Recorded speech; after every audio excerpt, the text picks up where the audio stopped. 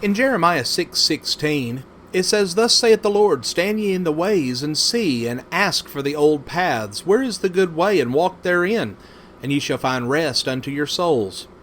The words of this text are metaphorical and represent true religion under the aspect of a pilgrimage or a journey.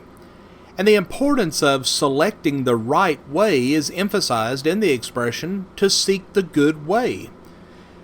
Manasseh, the puppet ruler of Syria and Judah, was forced to acknowledge the pagan religion of the empire and to put down any prophet or teacher who was opposed to it.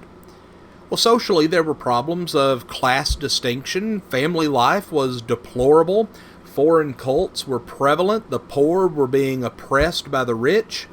Religiously, conditions were just as bad. There was a strange mixture of the Canaanite religions, Baalism, Babylonian cults, and meaningless formalism. But the customs and the habits of Assyria were brought in along with their religious practices, and many religious ways were offered to the people, which sounds so common to us today. But this was a very dark time for God in Judah. Thus we see the prophet's plea for a return to the old paths. To ancient Judah, God's commandments and way of life revealed through Moses and the prophets was the old way, namely, the worship of the true God as opposed to idols, the practice of moral law and spiritual rectitude as revealed in the Ten Commandments and the books of the law. To us, the old paths is the way revealed by Christ and his apostles as recorded in the New Testament. And there is a good way now, and we must walk it if heaven is to be our eternal home. It's described as God's way in 2 Timothy 3:16 and 17, the perfect way, James 1:25, the new and living way, Hebrews 10:20, the way of truth, 2 Peter 2:2, and the narrow way that is restricted and difficult in Matthew 7 verses 13 and 14. We see that it is good, it is old, but sadly it is today unpopular.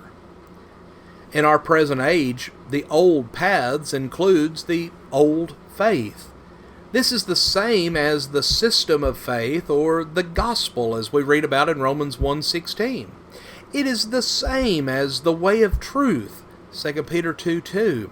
And any system of faith not as old as that of Christ and his apostles could not be the good way or the old paths that we need to be seeking after. But also included in the old paths now is the old church. It is the one that is revealed in the New Testament. But the question arises, did Christ establish a church? Well, he promised that he would in Matthew 16:18.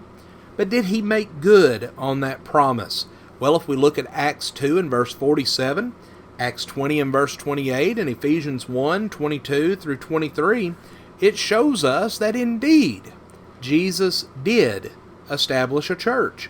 It can be identified, though, by certain earmarks in the record of it in the New Testament, such as the time and the place of its establishment, who comprised its membership, its terms of entrance, designations, order of worship, and government.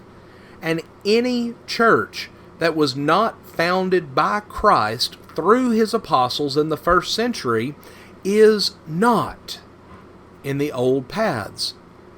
The aim of restoring the unity for which Christ prayed and enjoined by his apostles is a clear sight of the old paths. This unity can be achieved only on the simple 7-step plan outlined by Paul in Ephesians 4:1 through 4. And the answer to Christ's prayer can never be achieved on any other basis. Christ died to make this unity possible, Ephesians 2:11 through 20. And unless we get back to the old paths, then Jesus died in vain. Friends, the tragedy of all tragedies would be to let our children and future generations die ignorant of the old paths, to let them go off into new religions and fail to stand in the way, to seek the old paths, which is the good way. Friends, we thank you for joining us for our program today, and have a blessed day.